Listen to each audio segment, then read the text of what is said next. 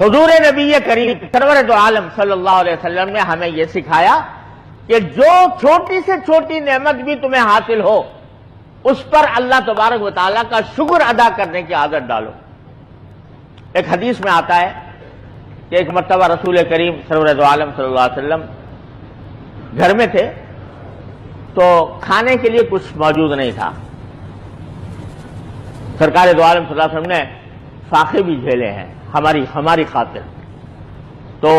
وہ ایسا وقت تھا کہ اس کھانے کو کچھ تھا نہیں، تو گھر سے باہر نکلے اس خیال سے کہ کوئی اپنے لیے اپنے گھر والوں کے لیے کوئی کھانے کا کوئی انتظام کرے، تو دیکھا حضرت صدیق اکبر رضی اللہ تعالیٰ عنہ بھی گھر سے نکلے ہوئے ہیں۔ حضور نے پوچھا بھائی کس لیے نکلے ہو، کہاں جا رہے ہو؟ تو کہا یا رسول اللہ آج میرے گھر میں کچھ ہے نہیں، لہذا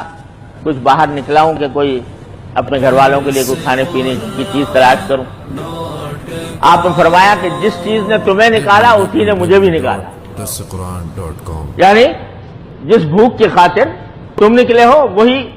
مجھے بھی درپیش ہے۔ آؤ چلو، ہمارے ایک دوست ہیں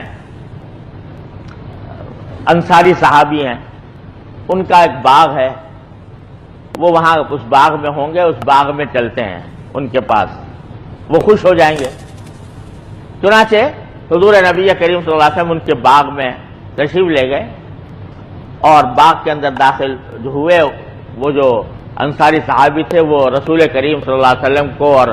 صدیق اکبر کو آتا ہوا دیکھ کر وہ خوشی سے پھولے نہیں سمائے، اور انہوں نے بڑی خوشی کا اظہار کیا کہ آپ میرے یہاں پر تشریف لائے۔ اور گرمی کا موسم تھا، حجاز کی گرمی، اور گرمی میں بھی وہ زمانہ جس میں کھجوریں پکتی ہیں، تو وہ کہتے ہیں کہ تنور سلگتا ہے پورے حجاز کے اندر۔ اس وقت گرمی کا شدید عالم تھا، تو انہوں نے نبی کریم صلی اللہ علیہ وسلم کے لیے ایک کھجور کے درختوں کے سائے میں ایک جگہ بنائی اور کہا کہ آپ یہاں تشریف رکھیں اس کھجور کے درخت کے نیچے، اور پانی لے کر آئے ٹھنڈا، رسول کریم صلی اللہ علیہ وسلم کی خدمت میں پانی پلایا،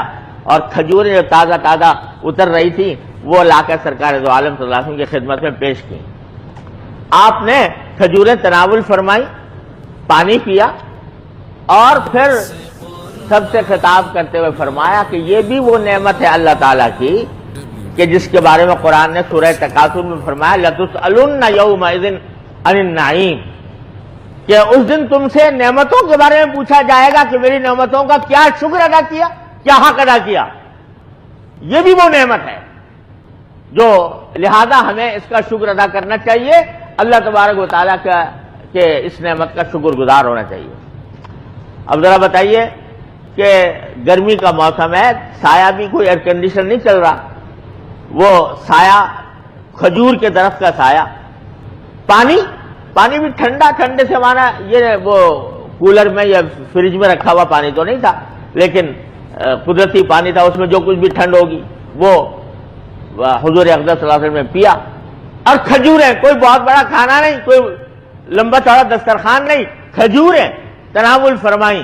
اس پر بھی یاد دلا رہے ہیں صحابہ کرام کو کہ یہ بھی وہ نعمت ہے جس کے بارے میں تم سے سوال ہوگا۔ تو آج ہم صبح سے لے کر شام تک کتنی نعمتوں میں پل رہے ہیں، لیکن یہ خیال نہیں آتا کہ یہ میرے مالک کی دی ہوئی ہے، اس کے اوپر اس نعمت کا شکر ادا کرنا چاہیے۔ یہ اس نعمت پر شکر ادا کرنے کا احساس بہت کم ہوتا ہے۔